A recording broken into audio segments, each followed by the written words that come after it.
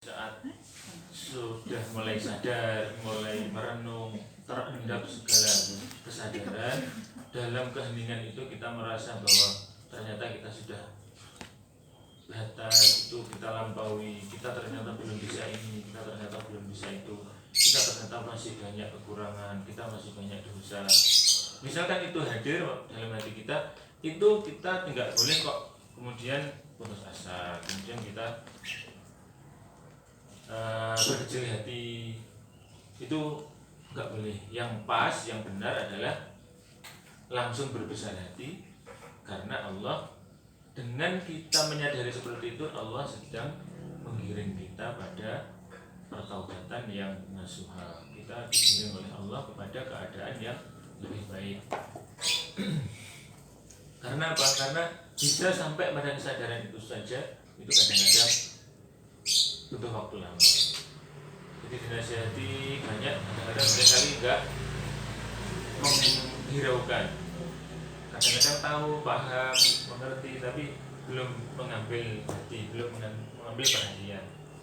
Tapi ketika sudah ada semacam hal yang mengingatkan, misalkan bala, misalkan sesuatu yang enggak mengenakan, kegagalan, kekacauan yang tidak kita rencanakan atau di luar kemampuan kita kadang-kadang baru kemarin itu saatnya saya memakai nasihat itu, insya Allah kira-kira enggak seperti ini. Nah, ketika seperti itu sudah terjadi, maka ya itulah berarti kita sedang digiring Allah pada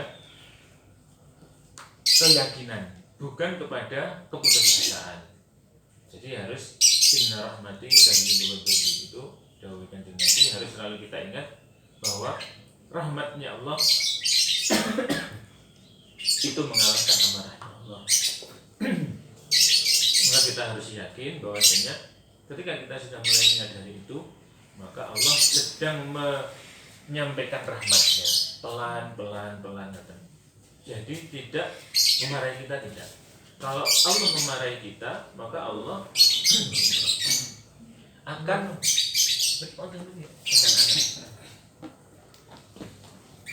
maka Allah tidak akan menggiring kesadaran kita ke situ.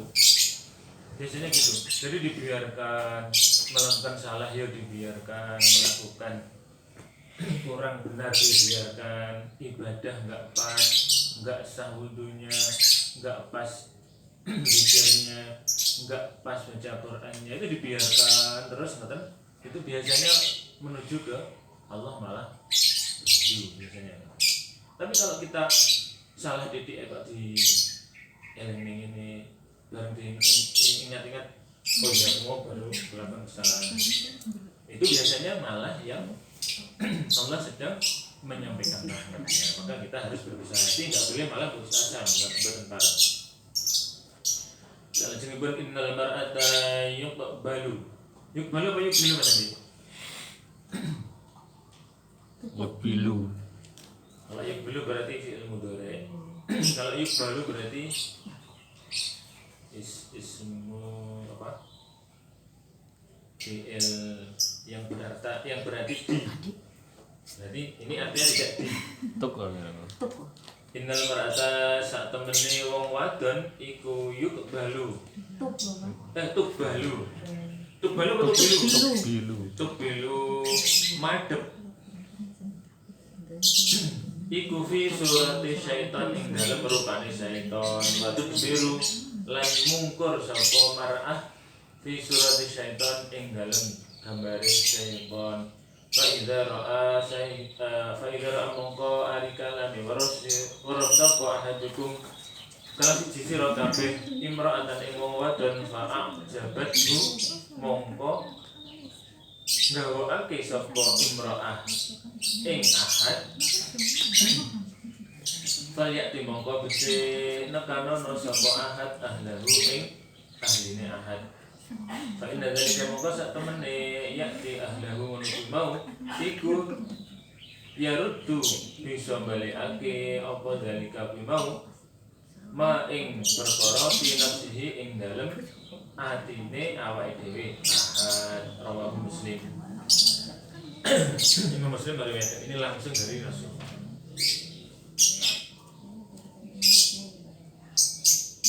Sesungguhnya wanita itu ketika menghadap dengan itu rupanya setan, itu wajah setan. Maksud biru di surat Al-Baqarah atau nggak benar, tapi nonton. Jadi Maksudnya menghadap siapa? Kok ngarap gitu. menghadap ke Arab ada di depan. Waktu dan ketika mungkor, ketika berbalik, kita melihat dari belakang itu juga wajahnya setan.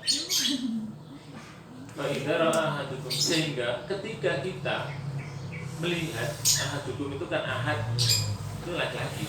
Ketika salah satu kalian itu melihat perempuan, melihat wanita, fa'ajabatu dan wanita itu menggaukkan, menggumunkan, menarik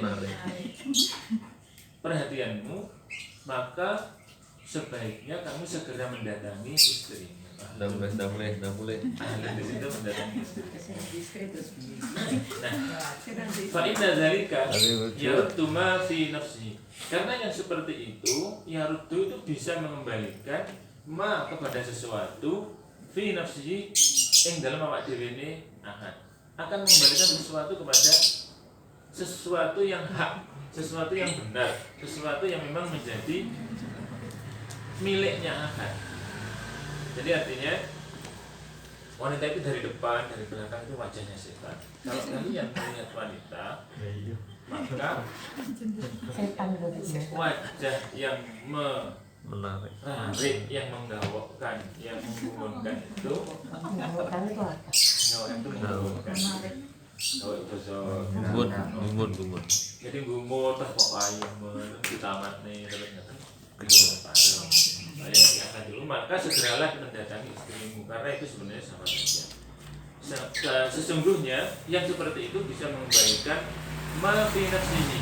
Itu sama artinya barang yang ada di nafsihi, di dalam awak diri ini ahad. Artinya apa? Ma ada dengan ma tidak ada itu akan beda. Karena seandainya kita fa inna dzalika yaruddu fi nafsihi, ya bisa akan mengembalikan ke dirinya sendiri. Yang mengembalikan apanya? Enggak ada. Ma itu menunjukkan ada sesuatu yang hak, ada sesuatu yang benar yang ada dalam diri seorang laki-laki yang tertarik. Karena ketertarikan itu tidak hak, tidak benar, maka akan mengembalikan kepada ketertarikan yang benar kepada istrinya sendiri. Sehingga seandainya tertarik dengan wanita di luar, terus tidak boleh kembali ke istrinya, menatap istrinya, dan itulah memang yang hak pada dirinya. Dan ini kita nyebaran pada beda, tapi ini yang ditinggal sahih. Kenapa? Karena yang wanita itu dari belakang kok dari depan kok digambarkan di sini di surat syaitan.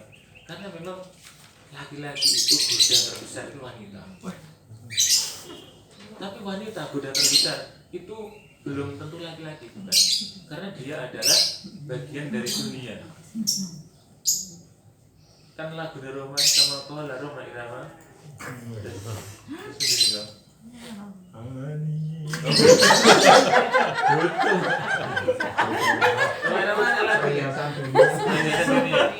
Setiap perhiasan. Keindahan dunia hanya istri salehah, istri yang salehah itu kan. Jadi istri yang salehah itu adalah perhiasan yang terindah. Lah berarti istri itu termasuk perhiasan dunia. Maka ketertarikan pertama pertama seandainya goda umumnya wanita itu ya dunia, ya harta. Jadi biasanya ini ngono niku umumnya. Alah aku enggak, aku orang ngono. Ya alhamdulillah jadi orang umumnya. Malah umum. Dan sekarang ini mulai rada bergeser bahwasanya goda terbesar perempuan itu ternyata laki-laki. Mulai bergeser. Tapi ternyata seandainya kalau dihitung tetap masih lebih banyak yang tergoda harta dunia. Kalau ada pergeseran sedikit itu ya mulai karena ada pergeseran zaman. Karena memang ya laki-laki sekarang semakin menarik. Ada tren di beberapa negara ketika usia sudah 40 ke atas mulai agak keriput data, mulai agak pergeseran fisik mulai tampak pada operasi, orang lanang-lanang lho pada operasi. Maroko, tenggene negara-negara Islam padahal.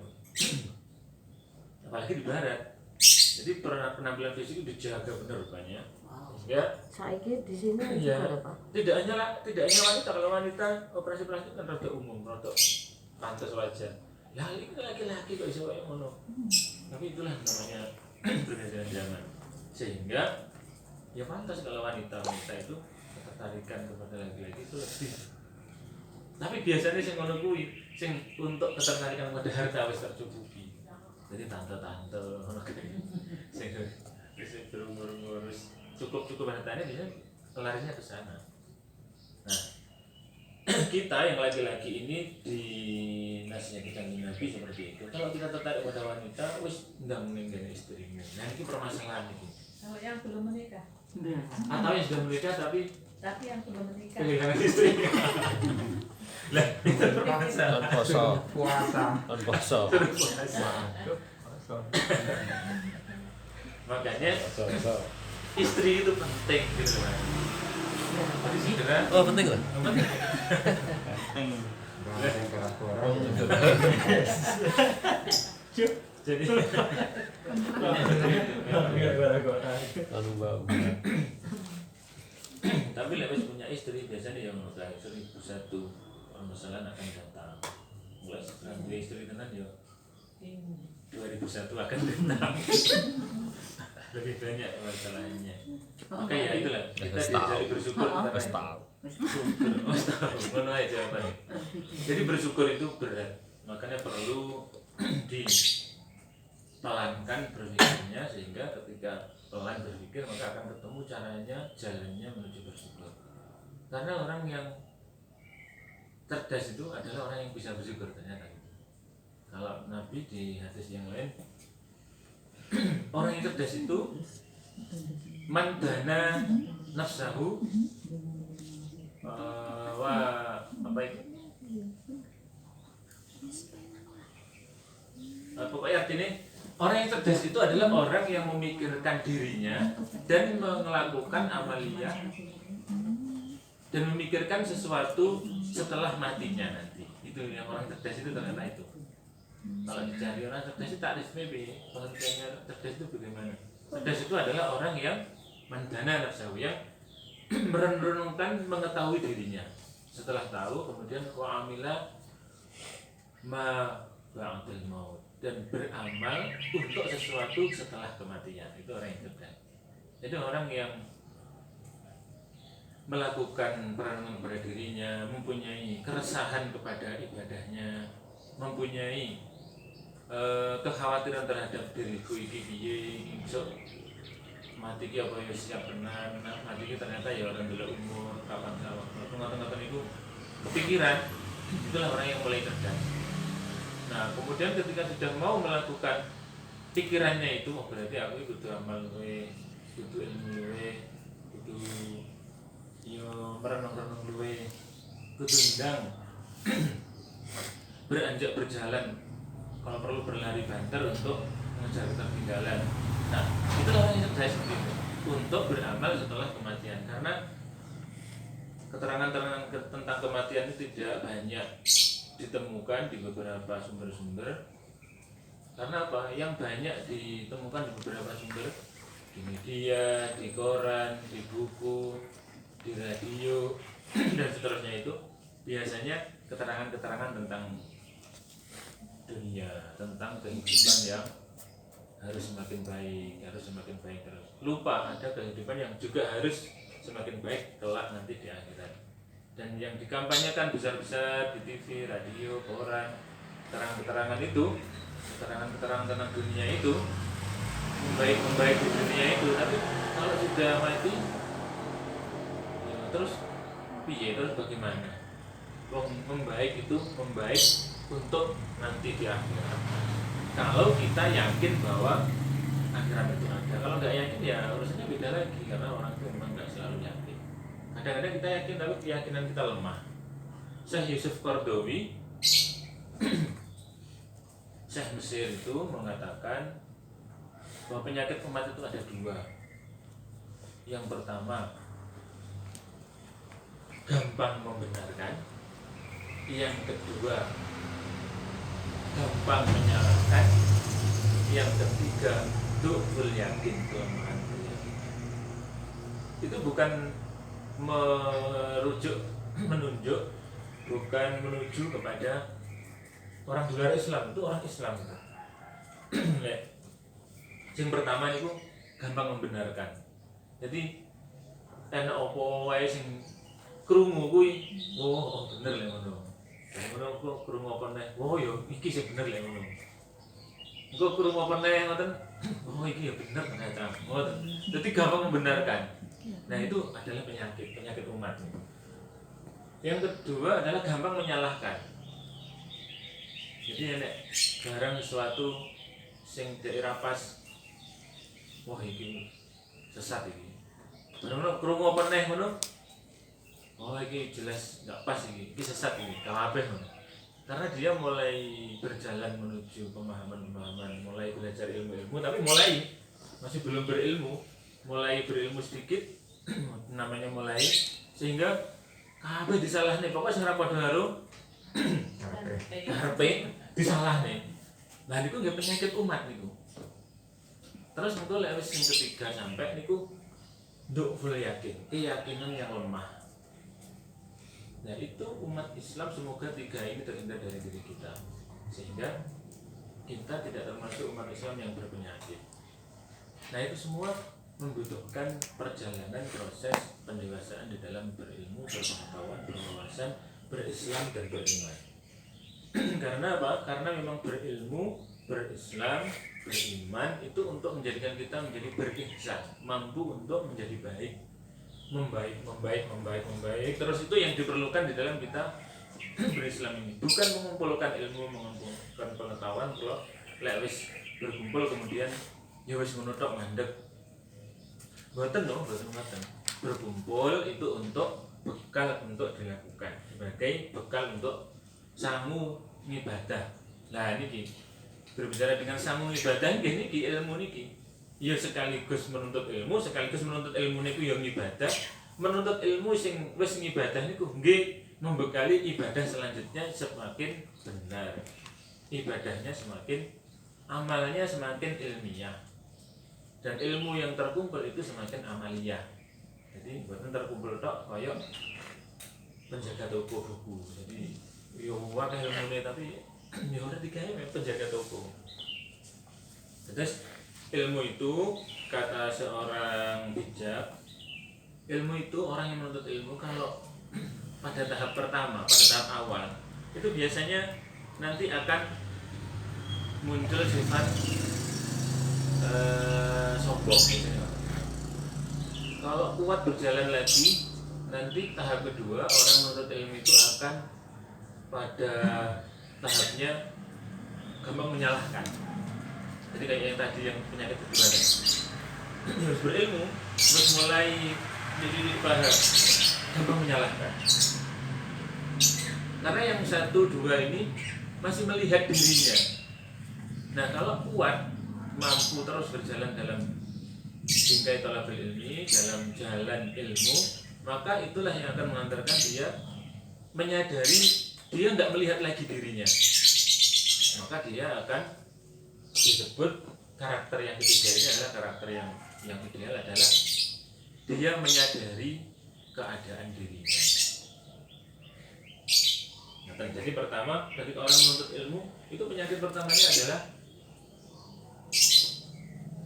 sombong tadi. Karena apa? Karena memang tahu. Jadi roh kancane sing kita nggak tahu iki apa pandangannya itu tidak lah model pengertian ilmu ini kira-kira apa mati ngomong ini.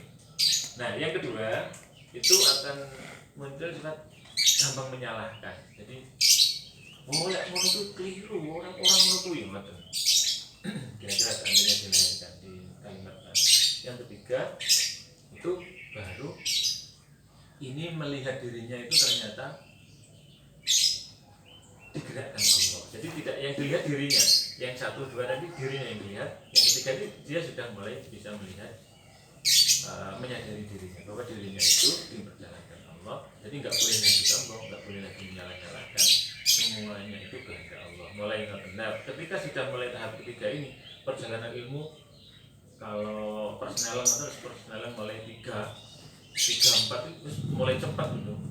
Mulai ada pencerahan ngoten rada cepat.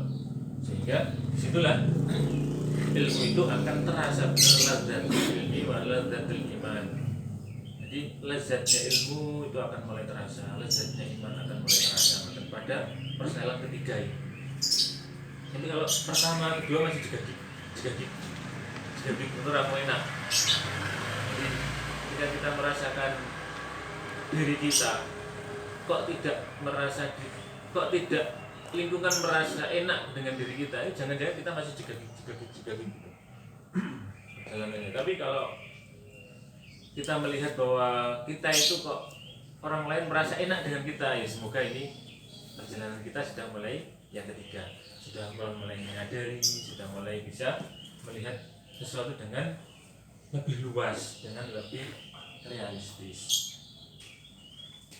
Salajengipun fa inna dzalika yaruddu ma fi nafsi, kembali ke hadis ini yang begitu itu kalau kita mau kembali kepada istri kita, kepada keluarga kita, itulah yang akan mengembalikan sesuatu yang hak di dalam dirinya ahad.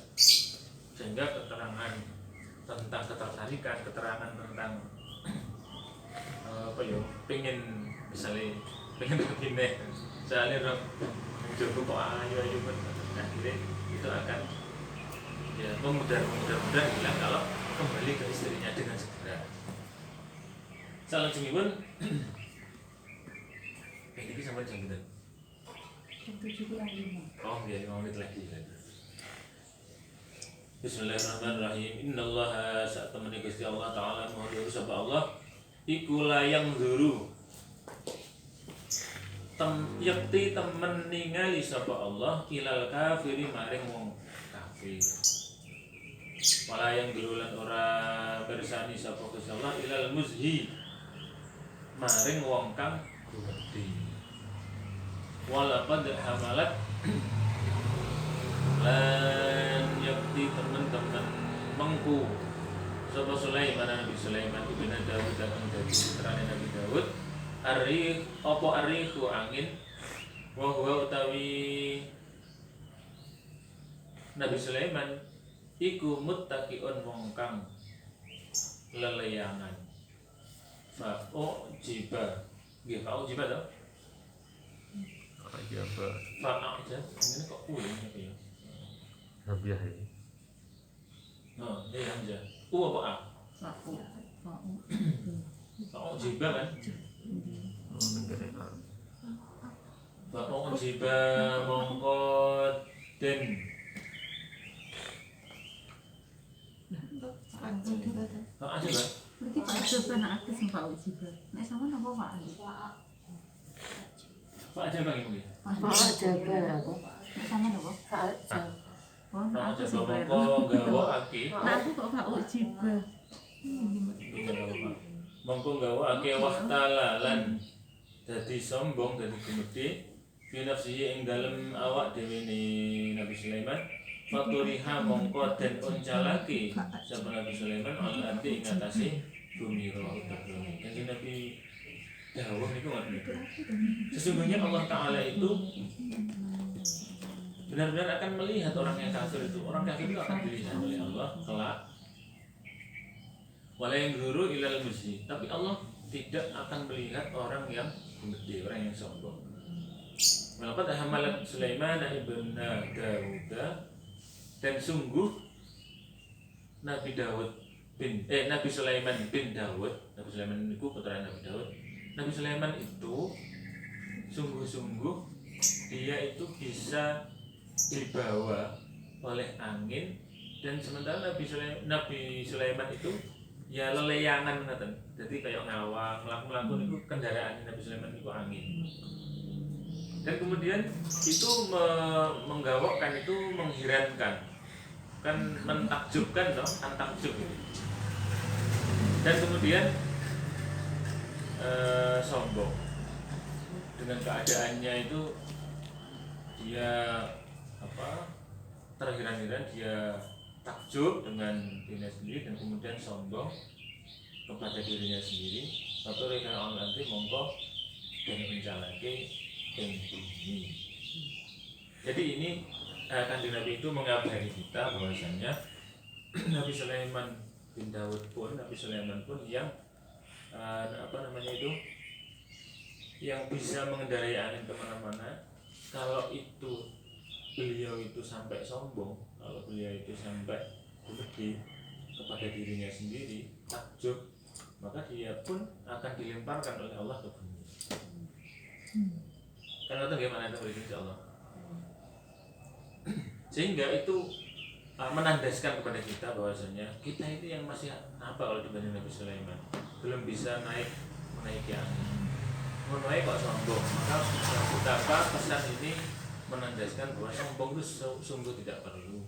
Sehingga gumede, takjub kepada dirinya sendiri itu sungguh sesuatu yang harus dijauhi. Karena Allah kelak di yaumil qiyamah itu nggak akan melihat orang yang sombong, tidak akan dilihatnya orang. Jadi kira-kira sangat diabaikan, insyaallah. Yang pertama orang kafir saja masih dilihat oleh Allah. Artinya dilihat itu ya bukan selalu dibelas kasihani enggak, tapi dilihat ya di hitung-hitung amalnya, terus digenah nih piye betunge ngoten. Insyaallah. Tapi orang yang sombong walaupun dia bukan kafir, itu sudah secara otomatis diabaikan oleh Gusti Allah, tidak akan dilihat. Seperti cerita yang dulu itu, ada orang yang anak muda sombong itu yang kemudian menantang Tuhan, kalau kau memang ada 1 jam dari sekarang, matikan aku ya Tuhan. Wahai Tuhan. Ternyata ya enggak mati, kemudian tambah sombong toh, kemudian pulang kan. Ketika mau makan, isuh dulu di jeding, percik air masuk ke telinganya, ternyata enggak lama mati. Kayak cerita yang dulu itu, maka sangat diremehkan, justru akan dihinakan oleh Allah ketika kesombongan itu mulai datang. Maka Masya Allah, monggo ingkang tambah ngatos-ngatos, terutama pun ya kula piyambak, sombong itu memang hal yang memang harus kita jauhi. Semoga kita dimudahkan Allah menjauhi sifat takabur, sifat sombong, sifat ingkang takjub kepada dirinya sendiri. Ngaten menika. Lek awake dhewe orang yang enggak patek berilmu ngaten iki, arepe takjub pada dirinya sendiri, sing ditakjubi apaan ya? Biasanya ngaten iki penyakit itu yang sing mulai pinter, mulai berkuasa, mulai punya pengaruh, mulai punya masa terhidup biasanya. Tapi ketika kita juga terlalu pede bahwa kita juga tidak terhampiri rasa sombong, jangan-jangan kita sudah sombong. Mulanya ya kudu tetap hati-hati. Terus bisa menghampiri siapapun itu. Kalau kebablasan bisa menjadi syirik khafi adalah syirik yang tersembunyi. Lah itu lebih membahayakan lagi. Maka kita senantiasa memperbanyak doa, meningkatkan kesadaran, menghantarkan kita kepada doa yang tersadari, kesadaran yang terungkapkan di dalam doa. Semoga kita dimudahkan Allah, diselamatkan Allah dari sifat-sifat sombong. Mbok menawi cekap semanten monggo dipun wal asri sepindah kafaratul majlis 3 kali. Mbok menawi wonten tambahan mungkin dipun tambahkan setelah ditutup. Bismillahirrahmanirrahim. Al-'asri innal insana lafi khusr illal ladzina amanu wa 'amilus shalihati wa tawassaw bil haqqi wa tawassaw bis sabr. Subhanakallahumma wa bihamdika